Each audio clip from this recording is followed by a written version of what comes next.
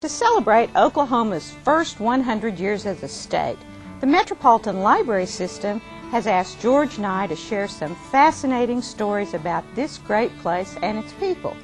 In 1947, Time magazine printed a story about the bumper wheat crop in Kansas, describing the new cars, homes, and airplanes bought by flush Jayhawk farmers.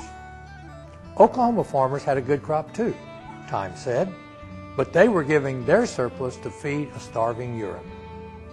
It was true.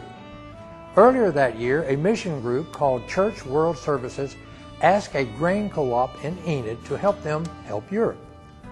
The Marshall Plan had shipped massive amounts of government aid, but there were still food shortages. They had hoped for one boxcar, 2,000 bushels.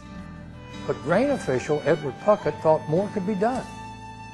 Under the Wheat for Relief program, farmers and ministers throughout the wheat belt assembled carloads of wheat and flour and convinced the railroads to transport them no charge.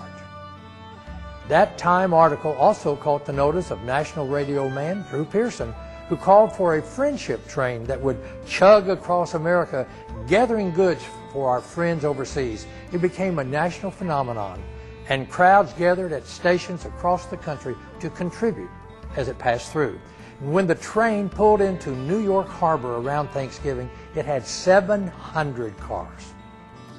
Instead of the one boxcar asked for, Oklahoma's efforts contributed 120 cars, enough for 60 million meals.